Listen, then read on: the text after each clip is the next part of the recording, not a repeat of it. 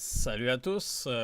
Aujourd'hui, je voulais faire une vidéo un petit peu à l'improviste, encore dans la suite des vidéos que j'ai faites sur Carlos Castaneda. Puis, c'est un point important que je voulais apporter parce que dans, euh, dans le courant spirituel entourant l'idée des Toltecs, il y a beaucoup de confusion, il y a beaucoup de méprise.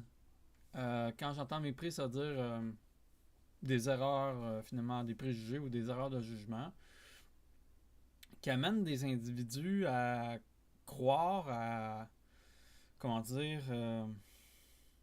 ben, à confondre des idées, à confondre des concepts, à confondre des réalités. Puis, bon, dans les livres de Castaneda, bon, Carlos a affaire avec un individu qui est un nagual. Dans les courants spirituels, on parle de chaman. Mais un nagual ou le nagualisme n'a rien à voir avec le chamanisme. Le chamanisme, si on veut, pour faire simple, bon, c'est pratiqué par des individus. Bon, en fait, il y a les chamanismes, charlatanisme, on pourrait dire. Mais un chaman ou une chamane,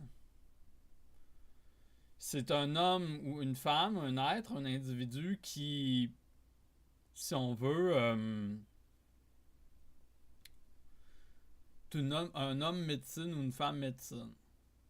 Pour faire simple, souvent ce sont des individus qui ont des capacités, des dons, des connaissances pratiques entourant, mettons, les plantes, puis un peu l'invisible, on pourrait dire. On pourrait dire un peu, disons que ce sont quand même des individus, pour certains, là, sans vouloir généraliser, ce sont des individus qui ont accès à un peu d'occulte, à de l'astral. On va dire ça de même. Le nagual, à la différence d'un chaman, c'est que ce n'est pas un homme médecine. En tout cas, il ne se résume pas à ça. Il n'y a pas de nagual là, qui est dans une tente là, qui donne fait des rituels d'ayahuasca, puis ah ouais donc là. Ou ça, c'est pas la même discipline. Un nagual, en réalité, c'est quelqu'un qui est encore plus élevé en termes de conscience, autrement dit.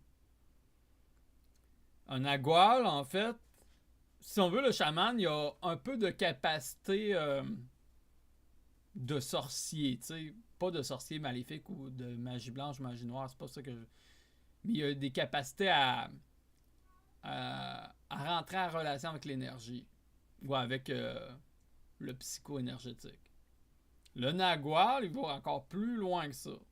Mais il n'est pas dans l'optique de guérir ou tout ça. C'est pas. Comment dire? C'est pas.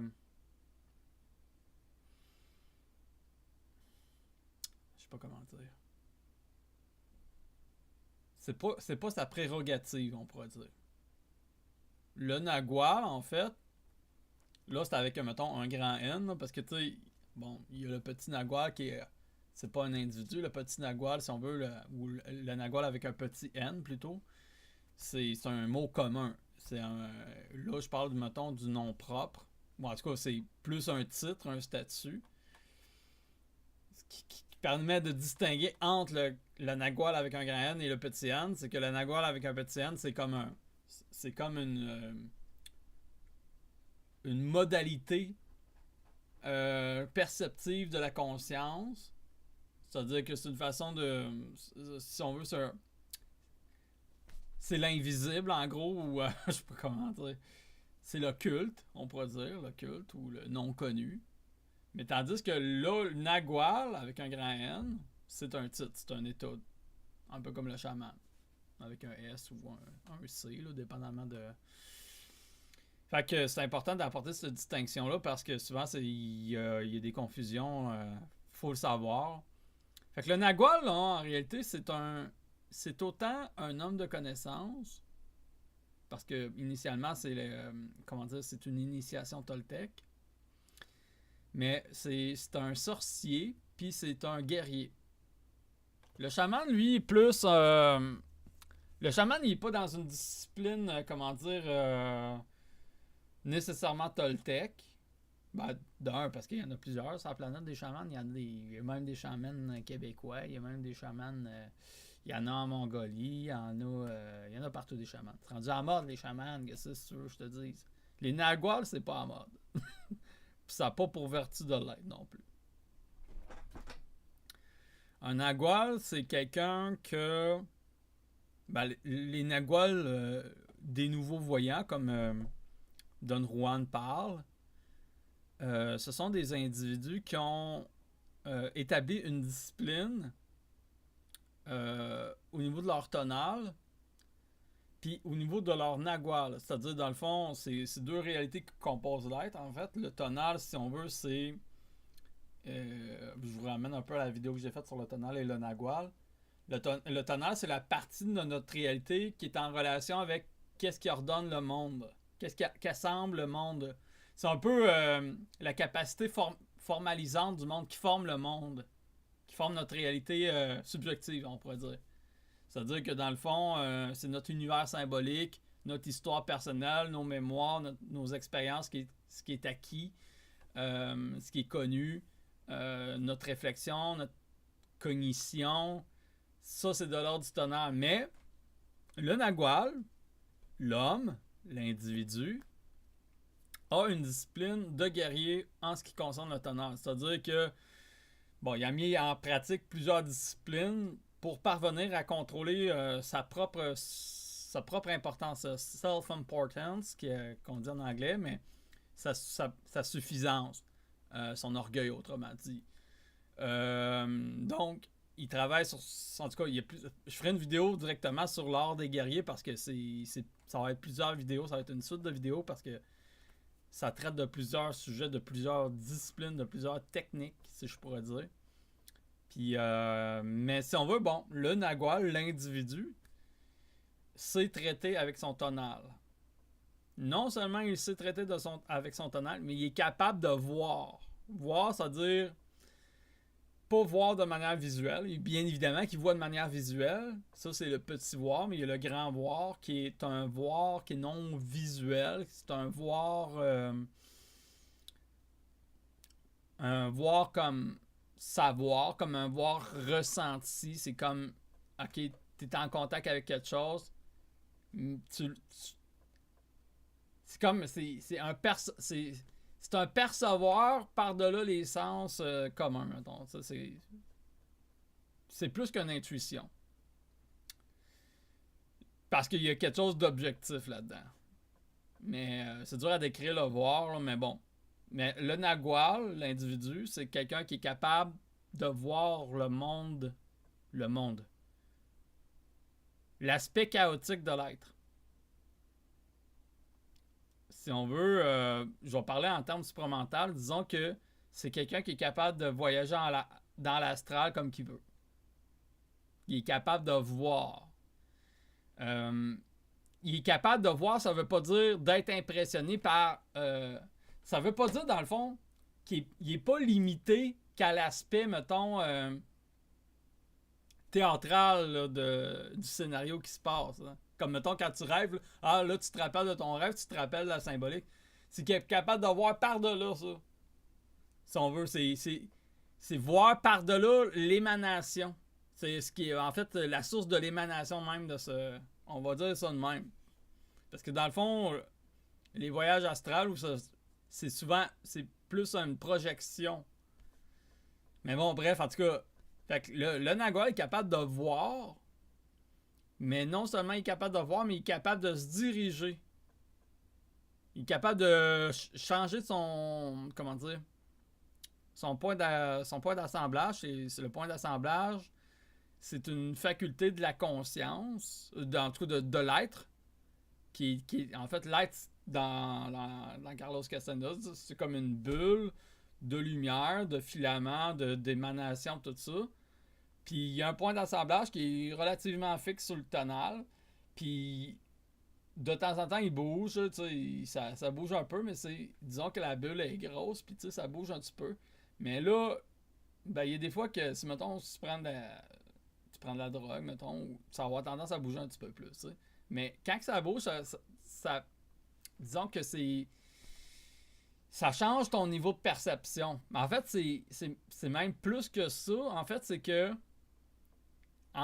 la réalité vécue va être constitutive de la propriété créatrice de ta propre conscience. Si on veut, on est des créateurs. Puis, c'est juste que, en tout cas, de la manière que je comprends chez Castaneda, je dis pas que c'est ça que moi que je crois, puis que j'essaie de l'interpréter puis de le nommer en mots. C'est que la disposition de ton point d'assemblage ou la localisation va déterminer la manière dont ça va assembler ton monde. Puis quand je dis ton monde, c'est même le jeu, là, même l'ego, tout ça, comment il va vivre. Parce que dans le fond, là, ici, il faut voir l'être de manière impersonnelle. C'est-à-dire que, en fait, le jeu, l'ego, le personnage, est un produit du tonal. Et pas un produit du nagual. Ben, ou indirectement, oui. Mais, tandis que l'être réel, si on peut dire, il est impersonnel. C'est-à-dire qu'il n'y a pas de personnage, il n'y a pas de jeu, il n'y a pas d'histoire personnelle en soi.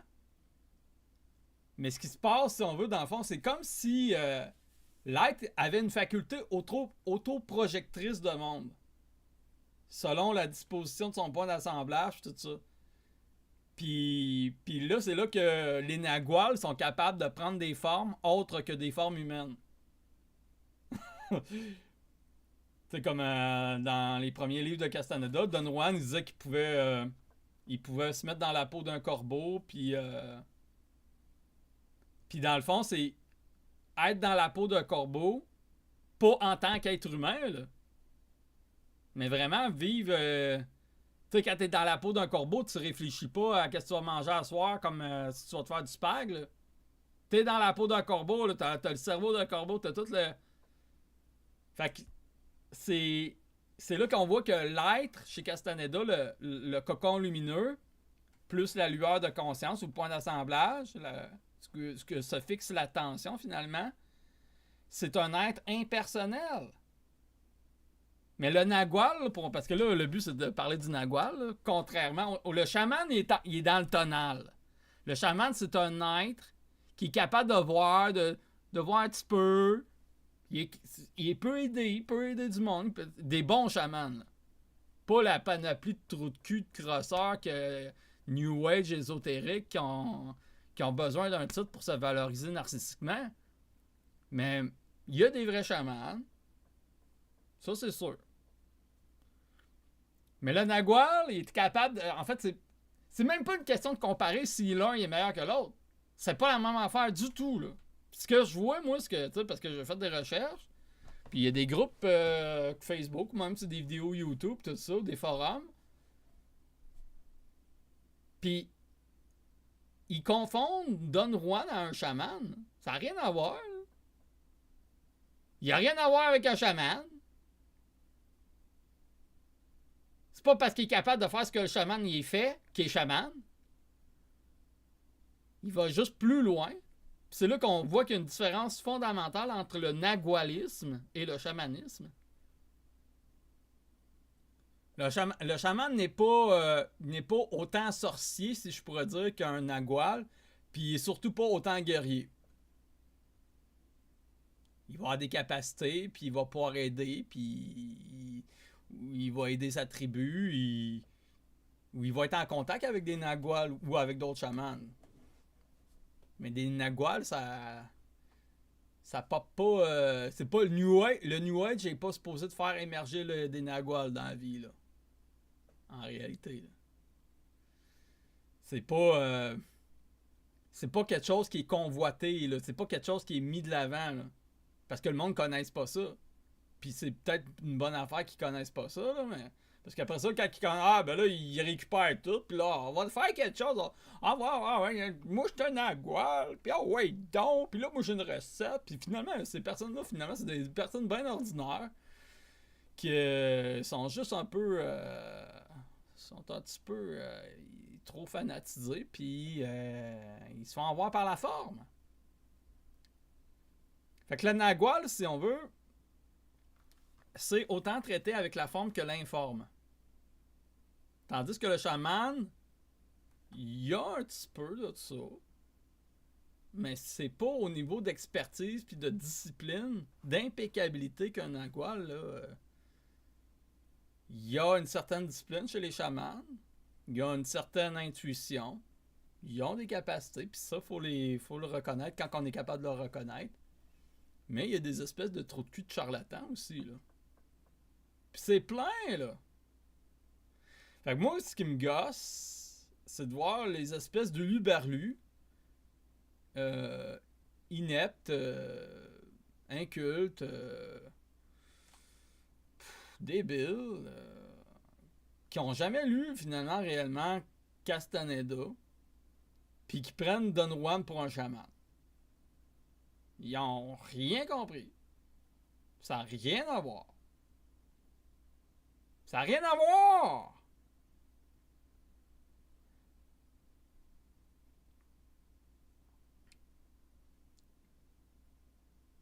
Il y a des similitudes. Mais le chaman, là, c'est pas parce qu'il fait du tambour puis il fait puis il te crisse de la sauce dans le cul que c'est Chris hein? Moi je sais que je suis capable de le faire, ça. Après ça, qu'est-ce qui se passe là? Je vais vous expliquer qu'est-ce qui se passe. Quand on va voir, mettons, des personnes qu'on considère comme une autorité spirituelle, puis qu'on est un peu naïf, ben, on est susceptible d'ouvrir des canaux au niveau de l'occulte, puis d'être impressionnable d'autant plus. Fait que là, ben, tu deviens un petit peu sur le mode de fanatisé ou magnétisé. Ben là, lui, il fait sa cérémonie, il te fait boire une potion magique, puis puis après ça, t'es pogné dans cet égrégore-là. Ah, c'est un chaman! Il m'a aidé à voir! Finalement, ben, t'es pogné avec. T'es pas plus intelligent. T'as peut-être vu quelques petites affaires, ça t'a permis de déverrouiller des trucs. Mais il y en a qui restent accrochés là-dessus, là. Ils deviennent des gorlots, là. D'ailleurs, justement, dans la discipline du guerrier, il y a une fonction, il y a une discipline qui s'appelle. Ben, une particularité qu'on appelle la folie contrôlée. Chez Castaneda, là, dans la science des Toltecs, il y a quelque chose qui s'appelle la folie contrôlée. Quand tu vas voir un chaman New Age, ou même pas New Age, même un vrai chaman, il va pas t'enseigner la discipline du guerrier, là. Il va faire ses petits rituels, puis plus souvent qu'autrement, il va avoir la crise de paix. Parce que Chris, à un moment donné, ça devient comme un touristique, cette affaire-là. Pas. Tu penses que le Nagual veut se faire chier avec le tourisme mondial, là? Voyons. Quand t'es chaman, là, pis t'as besoin que le monde te court après, c'est plus du chamanisme, c'est une business. Ça n'a rien à voir avec le chamanisme. Calice. Asti de calice de tabarnak.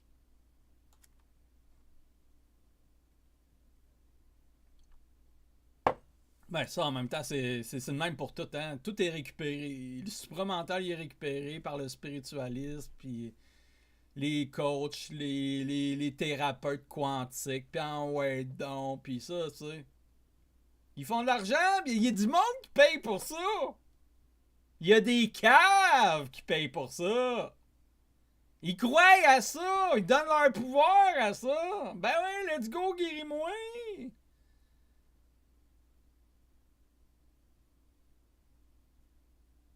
Puis là, quand ça parle chaman, oh, là, ça adulte. Puis ouais, let's go.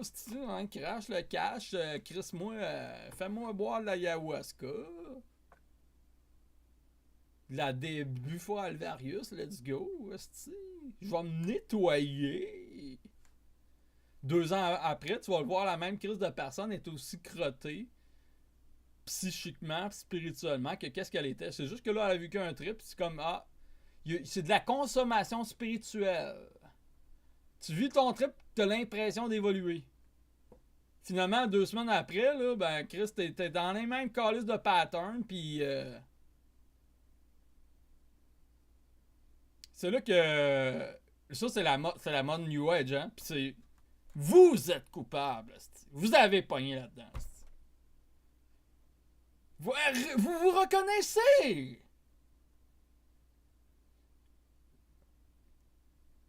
Fait que moi, je me méfie. Quand quelqu'un se dit chaman,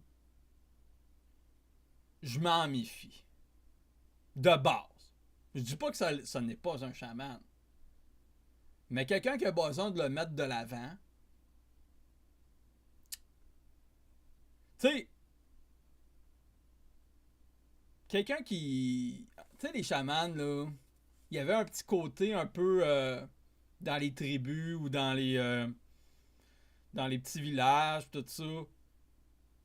Il y avait un rôle un peu exorciste, adorciste. C'est-à-dire, dans le fond, exorcisme, adorcisme, c'est quoi? Ben, l'exorcisme, c'est de faire retirer des entités. Puis l'adorcisme, c'est de refaire revenir l'entité réelle. Ben, comment dire? C'est d'enlever les parasites pour ramener l'être exorcisme, adorcisme, en tout cas, bref. Puis, ils ont un peu, pour certains, il y avait cette propriété-là, tu sais, de travailler un peu avec l'aspect. Il y a quelque chose d'un peu d'animique. C'est en relation avec l'âme ou l'animal, l'astral, le mémoriel. Fait que ça travaille un peu avec ça. Puis, les chamans avaient une capacité aussi de. Comment dire, certains, là. Parce qu'il y en a aussi des chamans, probablement que c'est des espèces de schizophrènes finis, là, qui hallucinent des trucs, là, que c'est pas parce que t'es chaman que Chris, t'es quelqu'un de bright, t'es peut-être une espèce de perché, là, que Chris, c'est ta seule façon de vivre, qui t'a toujours connu ça, là, aussi, là. Moi, je m'en méfie. Quelqu'un qui se dit chaman, ça veut pas dire que c'est quelqu'un de qualité. C'est ça que je veux dire. Puis, mais c'est ça, anciennement, ou en tout cas, même encore, peut-être dans certaines régions du monde, ben, il y en a qui transmettent de la connaissance, la connaissance des plantes ou de certaines traditions, telle affaire. OK. Moi, ça, là, aucun problème. Mais quand tu commences à vendre ton cul à des crises de touristes qui veulent faire un trip là, pour se purger, personnellement, là, moi, je trouve que c'est récupéré. Mais à cette heure, mort. Chamanisme, traitement énergétique, ouais, donc, pis, ça finit plus. Ben, le Nagual, là, il y en a rien à chier de tout ça. Dans le sens qu'il sait que ça se passe. Mais c'est pas. L'objet du Nagual, là, c'est pas de commencer à vouloir valoriser son tonal égoïquement. Là. Valoriser la valeur marchande de sa connaissance. Là. Justement, tu peux pas être. Tu peux pas, justement. Comment dire? Il y a comme une incompatibilité entre le fait de pouvoir devenir Nagual puis de vouloir vendre tes services, de prostituer ton savoir au nom du fait que tu as besoin d'exister au travers le regard des autres. Peu importe. Whatever. Mais ils parlent bien, les charlatans. Ils sont gentils. Puis ils ont l'impression... Ça donne des fois l'impression qu'ils ont de l'intelligence ou que, tu sais... Ben, ils ont lu combien de livres, ils ont fumé, tu sais, ils ont fait quoi?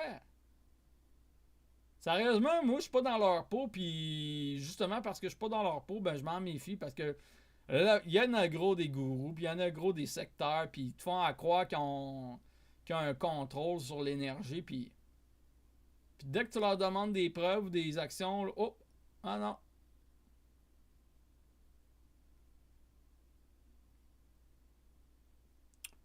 Fait que, ben, moi, je souhaitais.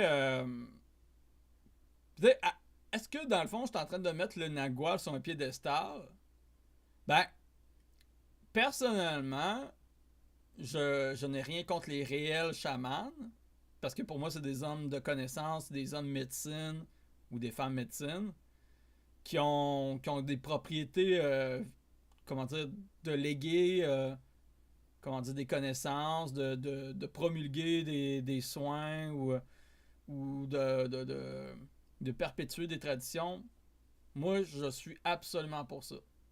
Puis le Nagual, ben, c'est pas quelque chose qu'on voit là, dans notre vie. Là, si on en croise, on le sait même pas. Parce qu'un Nagual ne va pas dire à tout le monde que c'est un Nagual parce qu'il prostitue son état de conscience. Parce qu'il vend ses services. Il n'y a pas de service à vendre. Le Nagual, dans le fond, c'est quelqu'un que... C'est quelqu'un qui certes, va avoir quelques disciples, mais c'est pas des disciples... comment dire... c'est pas des disciples sectaires. Il veut pas... c'est pas... C'est... Comment dire? C'est des enseignements. C'est plus que des enseignements, c'est quasiment des commandements. Dans le sens pas genre obéissez-moi, mais c'est dans la manière que je vois, dans le fond, puis dans la manière que c'est décrit, c'est que là, il y a des commandements de l'aigle. Tu sais, chez les Toltecs, bon, ils appellent ça l'aigle. Si on veut, c'est des prédispositions universelles qui font en sorte que, bon, ben, il y a certains individus qui sont sélectionnés. Puis là, on parle de peu, là. Vraiment, c'est pas... ça... Je sais pas comment dire, mais c'est pas genre, ils vont se rejoindre là, le dimanche à tel endroit, puis ils vont prier, là. Ou ils vont faire la vaisselle ensemble. Ça n'a rien à voir. C'est pour ça qu'il faut lire les livres de Castaneda pour comprendre ce que je veux dire, là.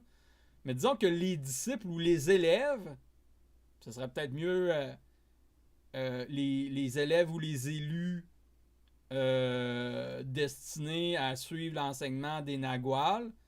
Parce qu'il y a les Naguals qui sont des maîtres guerriers, puis il y a des Naguals qui sont des maîtres sorciers. Parce que là, le maître guerrier, c'est celui qui apprend l'art de la guerre, du guerrier. C'est-à-dire les disciplines qui font en sorte que tu es capable comment dire, d'accéder à une impeccabilité, de pouvoir disposer de tes énergies de manière totale et absolue. Ben, en tout cas, le plus possible, le plus ajusté, si je pourrais dire. Puis le maître sorcier, ben, c'est en rapport avec ta capacité de pouvoir voir, puis de déplacer ton propre point d'assemblage, puis de ne pas être trop barouetté dans le Nagual avec un petit N, c'est-à-dire l'infini, l'inconnu, le chaos, l'astral. Moi, je vais l'appeler l'astral parce que ça me fait penser beaucoup à l'astral, le Nagual. C'est-à-dire, dans le fond, le Nagual en comparaison avec le tonal. Là. Pas le Nagual l'individu, mais c'est ça qui arrive, ça devient compliqué un peu de parler parce que c'est le même mot, sauf qu'il y a un nom comme plus un statut d'individu, puis il y en a un, ça veut dire ben un monde, le monde onirique ou le monde astral, en quelque sorte. Là, mais là, c'est parce que là, c'est parce que là, le Nagual, là, en fait, le but du guerrier, parce qu'avant tout, là, l'art du guerrier, c'est la plus importante initialement. Parce que si t'es pas capable de mettre mettre en marche la discipline du guerrier, tu vas être un sorcier tout croche. Tu pourras pas acquérir la discipline du Nagual. Puis t'auras beau. C'est parce que dans le fond, qu'est-ce qui arrive, c'est que il y a toujours un peu de tonal, même si t'es dans le Nagual. Fait que si t'es susceptible d'être impressionné par ce qui se passe dans l'astral, dans le Nagual, ben, tu vas te faire avoir. Fait que le but du Nagual, c'est vraiment de composer avec la réalité empirique commune, la conscience ordinaire, puis de traiter avec la conscience non ordinaire, parce qu'il y a une partie de ta conscience ordinaire qui va quand même accompagner ce voyage-là, si on veut, dans des mondes ou comment dire, dans le fait de voir des réalités autres que ce qui en est communément parlant. Mais si t'es pas préparé, je vais parler en termes de langage supramental, si tes corps sont pas prêts, si au niveau mental, au niveau de ton tonal, au niveau de ton ego, au niveau de l'orgueil, ta suffisance, si t'es pas prêt, si t'as pas balancé, ajusté ça, pour reprendre la terminologie de Castaneda, si t'as pas fait le ménage de l'île du tonal, ben, si tu vas dans le Nagual, tu vas te faire avoir. Parce que là, il y a le Nagual ordinaire, mais, qui est le Nagual ou l'astral. Mais là, il y a l'autre. Parce qu'il y a trois attentions. Il y a la première attention qui est la conscience ordinaire. La seconde attention qui est le Nagual ou ce que moi j'appelle l'astral. Puis il y a la tierce attention qui, à mon avis, est plus en rapport avec avec quelque chose qui est beaucoup plus. Moi j'appelle ça de l'ordre de l'esprit. Là, mais là, bon, c'est sûr, ça reste du domaine de la description quand j'en parle, mais c'est quelque chose qui est en rapport avec ce qui est par-delà l'astral, qui est éthérique. C'est avec l'énergie directe. Tandis que, si on veut, l'astral, c'est une composante de l'énergie qui est modulée par du mémorial de la programmation. Puis, quand je lis Castaneda, je le regarde de manière occulte parce que je vois, ça me permet d'avoir un certain recul sur des termes qui pourraient être des pièges. Pour justement. C'est pour ça que c'est quasiment une bonne affaire que j'aille passer par, si on veut, en même temps un peu les instructions supramentales, puis je lis Castaneda un peu en même temps, parce que ça me permet d'éviter d'être naïf. Parce qu'on peut se faire avoir, là, tu crois à ça, oublie ça, là. Puis justement, ben, c'est plein de monde qui sont tombés dans le piège de Castaneda, là. Puis, dans le sens que, ben, d'un, il l'interprète pas bien, mais ils mettent même pas en pratique les disciplines du guerrier. Mais ça veut voyager dans, ça veut être des sorciers, eux autres, là. Ça veut voyager dans l'astral. Ils veulent être fascinés, eux autres. Ils veulent avoir l'impression d'avoir du pouvoir. Tu n'auras pas de pouvoir tant que tu ne seras pas capable de régler ton petit crise de cul dans le monde ordinaire, là. Puis même au contraire, c'est ce qui est arrivé justement, ce que Don Juan parlait, c'est que chez les anciens voyants, les Toltecs, là, les anciens Toltecs, les anciens voyants, ben c'est ça qui arrivait. Ils devenaient des obsédés, là, des fanatiques. Ils devenaient des drogués du voyage astral. Il n'y avait pas, comment dire, ils se faisaient récupérer finalement. Ils se faisaient récupérer parce que les autres, c'était un. Oui, il y avait un. Comment dire, ils ont apporté une certaine forme de connaissance en ce qui concerne le voyage astral, le double, tout ça. Mais il y en a une petite gang qui sont virés sur le top, là. Ils ont pas. Ils ont été des pionniers en quelque sorte. Même que, tu sais, bon, souvent, on entend parler des Atlantes, là, pis que là, les Toltecs seraient des descendants des Atlantes, là. Moi, j'en prends puis j'en laisse, hein. Parce que déjà, les Atlantes, le mythe atlantéen, ça vient de Platon. Je pense que c'était dans le Théétète, un de ses livres. Puis, il n'y a aucune preuve archéologique qui peut témoigner. Là, moi j'ai vu des images sur Internet. Ouais, c'est ça. Va te crosser. Il n'y a rien qui prouve que les Atlantes ont existé. Puis, de toute façon, là, Platon, là, puis même dans l'Antiquité, là, on utilisait souvent les métaphores, les allégories pour faire comprendre une morale ou. Le mythe atlantéen, c'était pour faire comprendre une morale. C'est un peu comme Sodome et Gomorrhe ou ce genre d'affaires-là. Nous autres, on est trop caves, on a créé des égrégores autour de ça, puis à un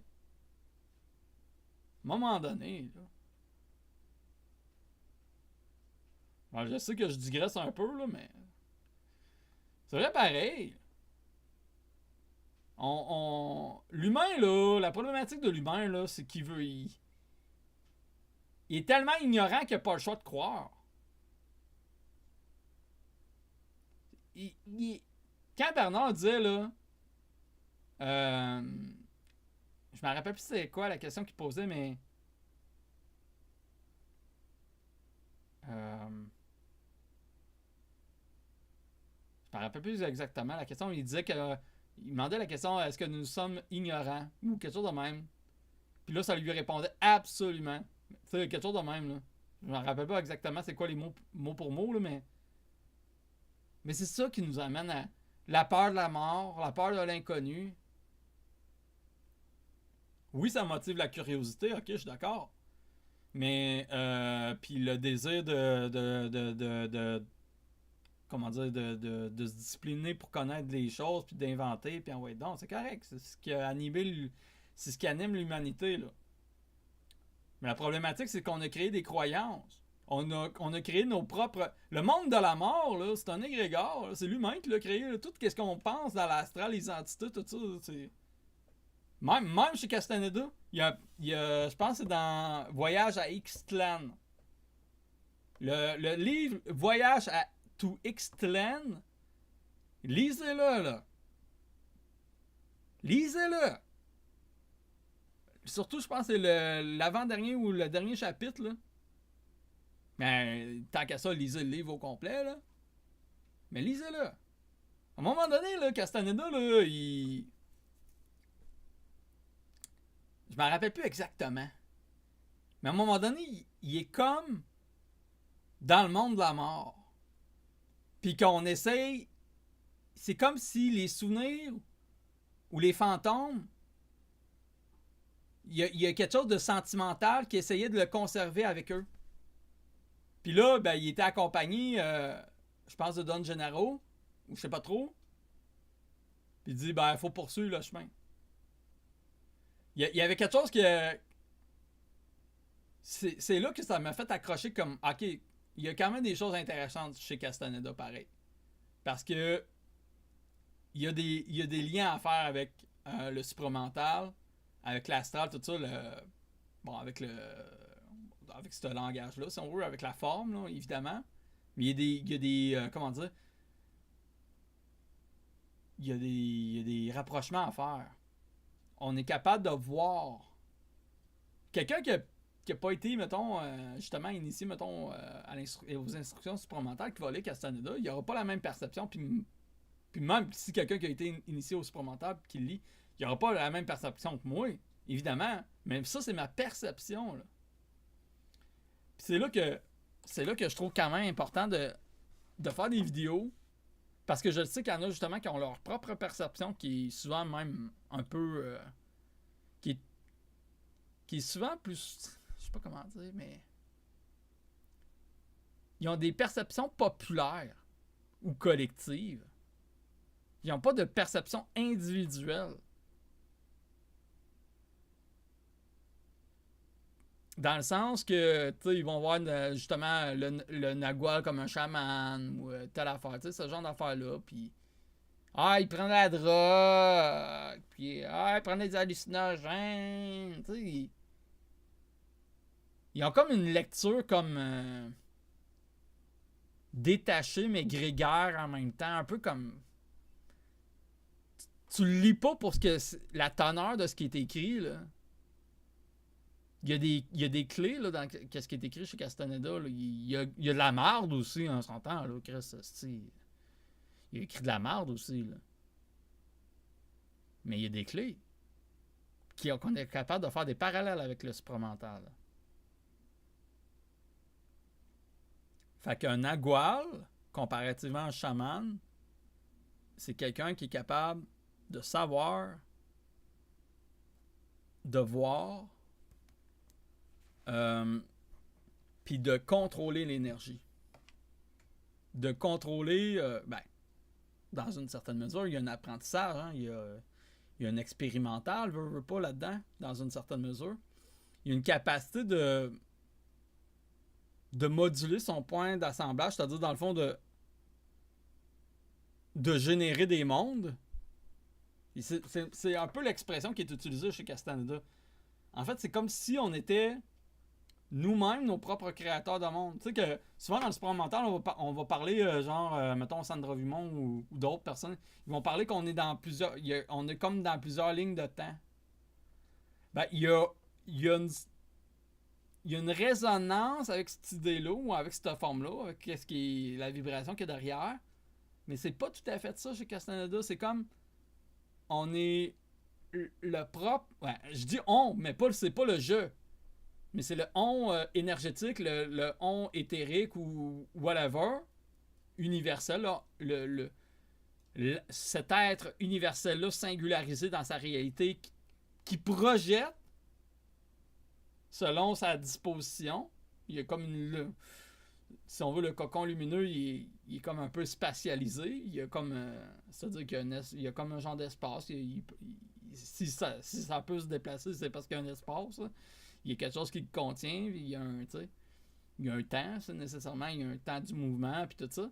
Mais c'est la lueur de la conscience. C'est ça qui crée, à partir des émanations, là, parce que là, il y a les grandes bandes des émanations de l'air, puis les émanations elles-mêmes qui sont en résonance avec les émanations du cocon. Puis c'est là que ça crée, en fait, ça fixe la tension. C'est un peu. Tu sais, quand je fais mes vidéos là, du supramental, là, je parle de réalité psycho-holographique. Là. Je sais pas si ça vous parle. C'est-à-dire que dans le fond, là, ce que l'on vit, si on veut, est comme une. C'est pas irréel. Ce n'est pas une illusion.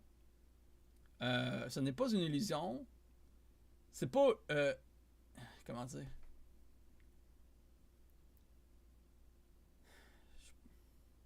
C'est psycho-holographique, c'est une projection holographique. Dans le sens que, tu sais, ce que l'on perçoit, tout ça, là, c'est notre. D'ailleurs, on pourrait tout simplement dire que c'est notre cerveau qui l'interprète. Mais chez Castaneda, là, tout ça, là, pour eux autres, il n'y a pas de monde des objets. Parce que la manière qu'on perçoit, tu sais, mettons, je prends mon verre, c'est un. Ben, en réalité, le verre, c'est. Ce qui est. Comment dire? Ça participe de mon tonal. Le tonal, si on veut, c'est une capacité qui gouverne mon propre monde ou qui organise comment dire, le chaos, en quelque sorte.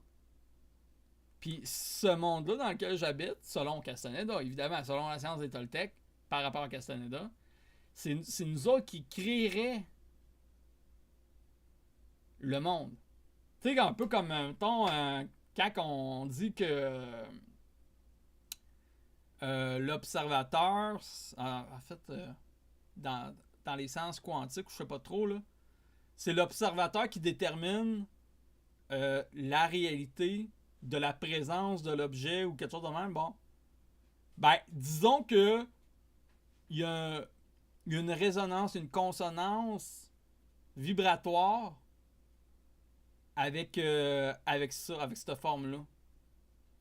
C'est pas tout à fait ça, mais c'est comme un peu ça. Disons que il y a de ça. Fait que le Nagual, l'individu qui est maître de l'attention, qui est maître de l'intention, qui voit, qui est maître du guerrier, qui est un guerrier, ben, il a une capacité de pouvoir amener des individus, des disciples à expérimenter, à se développer, à s'initier de manière empirique à des réalités qui sont tout autres, qui sont non ordinaires finalement. Je dis des réalités, mais en fait, c'est même pas des réalités, c'est une réalité qui est créée par l'être lumineux lui-même. C'est ça qui est un peu bizarre. C'est tellement un peu... c'est non conventionnel parce qu'on on comprend le monde comme quelque chose d'extérieur.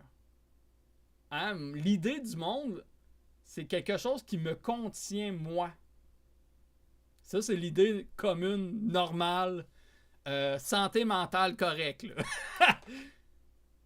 Mais chez Castaneda, le monde est un produit de la conscience.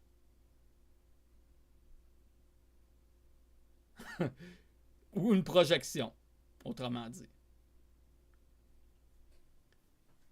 Donc, c'est pour ça qu'il appelle à un moment donné, il dit, je ne me rappelle plus c'est dans quel chapitre,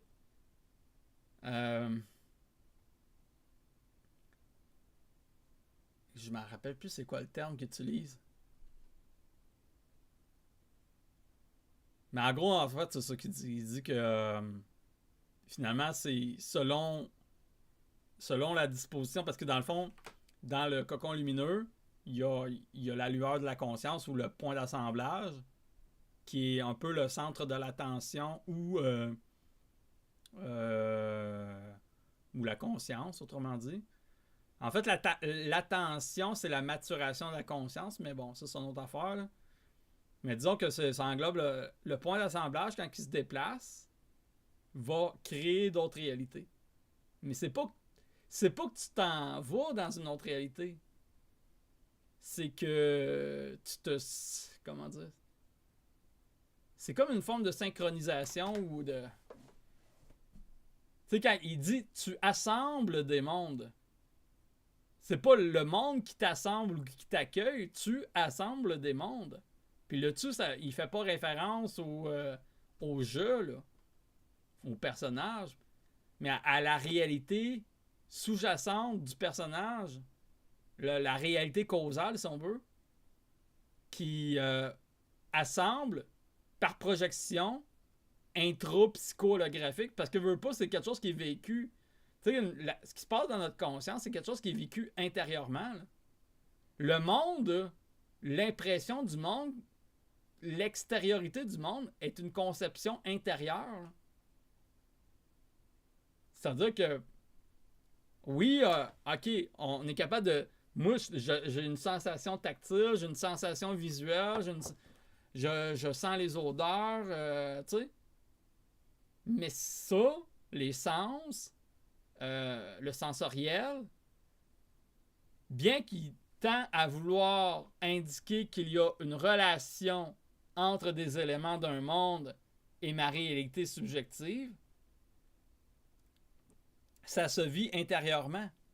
Donc, en réalité, c'est comme si on n'a pas de preuve absolue que le monde est comme un contenu qui nous contient. Autrement dit, j'ai plus la preuve que c'est moi qui contiens le monde que le monde lui-même qui me contient. Sans vouloir tomber dans le solipsisme où ce que finalement, bon ben, on pourrait dire qu'il y a une forme de solipsisme dans le sens que, un peu comme c'est la logique on est le nombril du monde, là, mais c'est pas tant ça.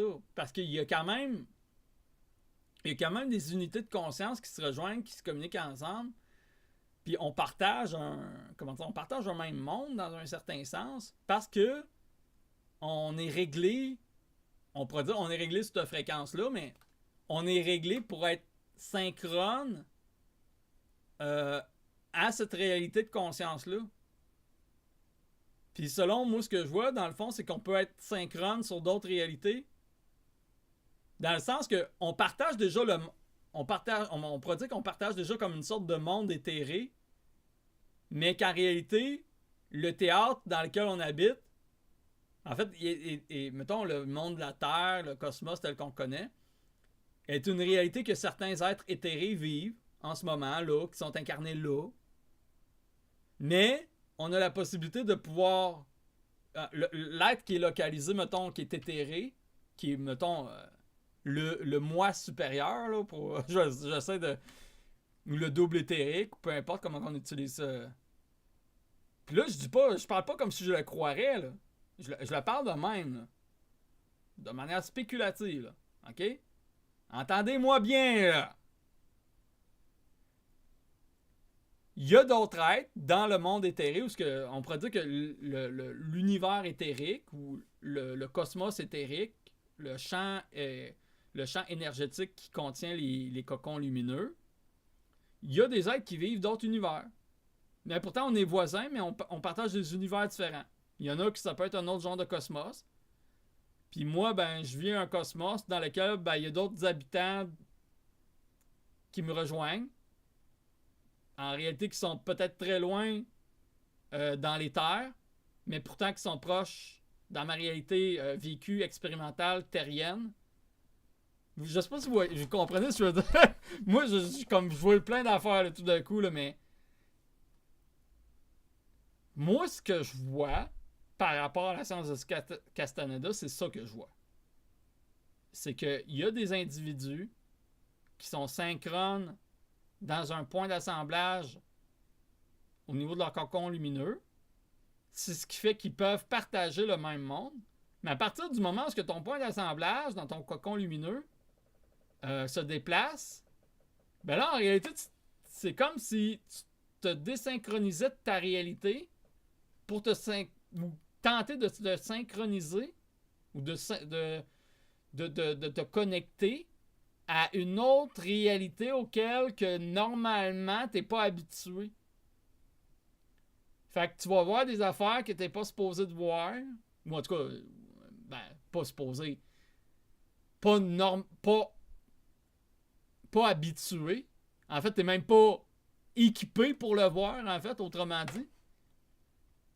Fait que si on veut l'évolution de la conscience ou de l'être, c'est de vivre des réalités comme là, on est dans la forme humaine. Mais la forme humaine, dans le fond, finalement, c'est comme une réalité de passage. Puis là, je ne sais pas si chez Castaneda, il admet la réincarnation. Mais peut-être ce cocon lumineux-là, on pourrait considérer comme une sorte d'âme, a la propriété de faire émerger d'autres programmes d'incarnation qui a pour effet de stimuler l'aspect évolutif de la conscience de cet être-là à des fins que justement il puisse à un moment donné se déloger de cette forme humaine-là pour passer éventuellement à une autre forme d'évolution plus évoluée ou en tout cas plus ajustée à sa mesure. Je sais pas, moi je dis ça de même là. Parce que moi, je suis pas Nagual, là. Pas Nagual du tout, là. Je suis pas chaman, pas Nagual, pas sorcier. Je suis même pas guerrier. Je tends un peu vers la discipline du guerrier parce que ça me parle. Mais moi, je suis pas quelqu'un qui fait des voyages. Ça m'est déjà arrivé, là. Mais je suis pas quelqu'un qui cherche à faire des voyages astrales pour triper, puis ouais, let's go, là. Ça m'intéresse pas. Ben là, si à un moment donné, j'ai pas le choix d'en faire, ben j'aurai pas le choix d'en faire. Mais là, moi, je cherche pas ça, là. C'est ça le trip du New Age, c'est là, let's go, on va se claquer un trip, là. Je vais aller voir des extraterrestres, je vais aller fouiller dans l'anal akashique, puis là, faire une expérience de mort imminente, puis là, j'étais en contact avec Dieu, puis... En réalité, les individus ont accès simplement aux égrégores que l'humanité a créés. Puis ils ont l'impression d'accéder à de la conscience, puis... c'est sûr que c'est impressionnant pour un humain qui... L'humain, c'est comme des enfants. On est comme des enfants. On triple, là. On est vraiment ignorant, là. L'acceptation de notre ignorance, c'est le début de la possibilité de pouvoir évoluer. Mais si t'es figé sur tes crises de croyance, sur tes paramètres de croyance, ouais, c'est tes affaires. Mais tu vas te faire plumer. Puis je le vois, moi, j'en vois plein, là. C'est des milliers, des millions de personnes qui payent pour des coachs, qui payent pour des accompagnateurs, qui payent pour des thérapeutes quantiques, puis en ouais donc. Pour aller voir le chaman. Pour faire un rituel de Buffo alvarius avec des petites grenouilles, des crapauds qui sécrètent une substance, la DMT, là. Puis là, ils fument ça, là. Pff. Voilà, c'est sûr que le point d'assemblage décolle, là, Chris. Là, à un moment donné, ils reviennent sur Terre. Puis tu check, qu'est-ce qui se passe par après? Ouais, ils ont vécu un beau trip. Mais il y en a qui se perdent, il y en a qui deviennent l'ombre d'eux-mêmes, puis ou qui évoluent pas plus, là. C'est rendu une mode faire des trips de psychédéliques.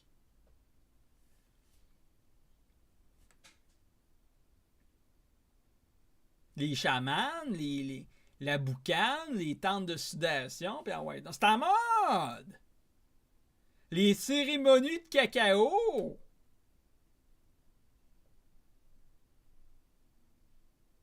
Ça base! Ça base! Ça s'en va dans les festivals électroniques, là, style les cheveux tout croche, ça se baigne dans la boîte, let's go! Pas de problème! On voit bien que c'est de la compensation, c'est de la consommation. Ouais, mais le monde sont tellement gentils, là, Francis, tu nous juges. Ah, ben oui! Ouais, je vous juge, c'est Christ. Non, mais moi, je juge le phénomène, tu sais, je juge pas les individus, je veux dire, même moi, j'en fais des conneries, là, tu sais. Je veux dire, on est tous un peu cons, là. C'est normal qu'on soit cons, on est ignorants!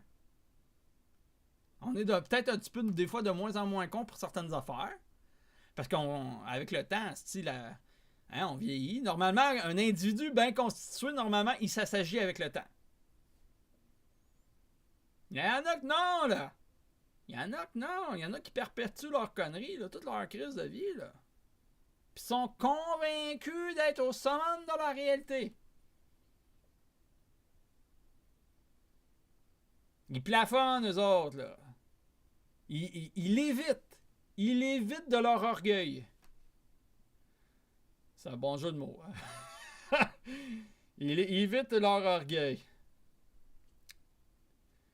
Ouais, en tout cas. Fait que... je sais que j'ai digressé pas mal, là, mais... un nagual, l'individu, le nagual, n'est pas un chaman. Il a des habilités de pouvoir aider. Il a la capacité d'être comme un chaman, de pouvoir guérir, de pouvoir. Mais c'est pas. Mais le nagual peut être un chaman aussi, dans le sens que. Parce que là, faut se dire que le nagual ou les individus proches du nagual ont aussi des vies ordinaires, là. Ils sont pas juste dans. Ils sont pas juste sur Fly High, là, eux autres, là. Dans l'exploration cosmique, là. Ça se peut qu'il y en ait des naguals chamans. Ça se peut. L'un n'empêche pas l'autre. Mais plus souvent qu'autrement, ben, les naguals, ça va être des personnes qui vont être assez discrètes. Assez pas absolument retiré du monde, mais disons que ouais, discret. Fait qu'il commencera pas à faire venir des touristes là pis tout ça là. Faire pousser du cactus peyote, pis ça, tu fais ça quand t'as pas le choix pis t'es dans la merde. Là. Parce que tu sais bien qu'il y a des petits cons du New Age qui vont venir là, te voir. Là. Je comprends pas pourquoi que le monde du New Age, il y en a des druides là, ou des chamans dans leur crise de pays. Là. Faut qu'ils aillent au Mexique. Chris, il y en a des champignons hallucinogènes même qui poussent au Québec. Chris, il y en a des chamans au Québec, là, des autochtones. Là. Chris, allez voir eux autres. À la limite, là. Ah non, ils veulent celui fait de l'ayahuasca.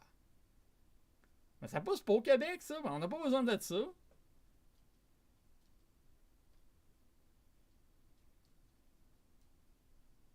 Même en France, ou même à...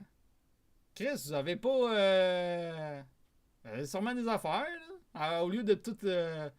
à part ces petits Chris de charlatans-là, de chamans, là, qui poussent comme des champignons, là.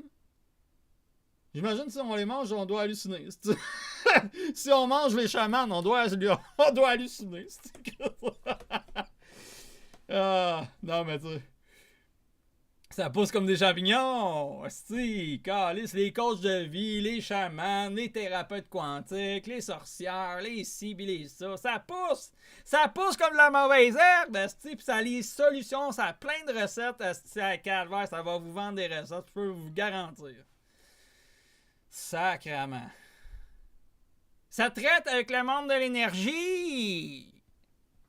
C'est un bel argument de vente, là, pour quelqu'un qui est désespéré. Hein.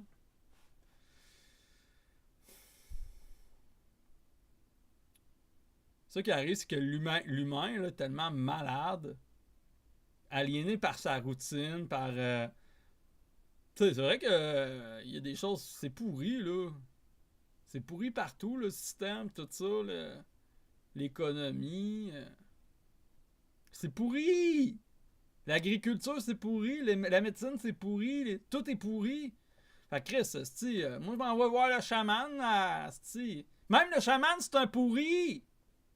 Chris, il profite de ta misère spirituelle pour faire du cash parce que Chris, lui, ça ne tente pas d'aller se faire chier dans l'usine 40 heures semaine, un salaire de merde. Fait qu'il préfère vendre ses formations de chaman, pour faire du cash facile sur le dos des épais qui vont travailler à sa place pour Chris que lui ait son confort, tabarnak. Je le sais que j'ai nommé une vérité puis ça choque, lui.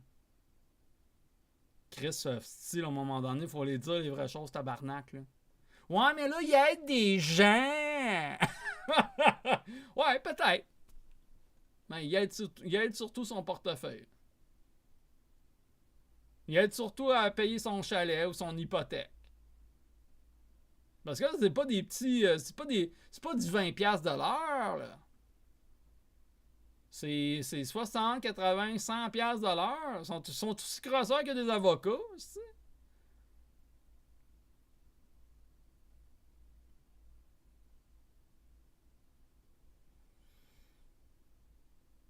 Je veux pas. Je suis pas là en train de cracher sur toutes les affaires, mais il y a de l'abus, là. Entre vous puis moi, là.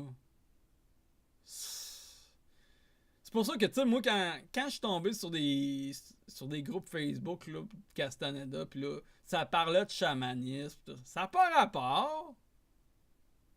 Ça n'a pas rapport avec Castaneda. Chris, sortez-vous la sauce du cul puis allez voir, commencez à lire comme du monde. Sacrement. Ils confondent le chamanisme avec le nagualisme. Ben, ils n'ont rien compris de Castaneda. Fait que c'est ce que je voulais vous dire.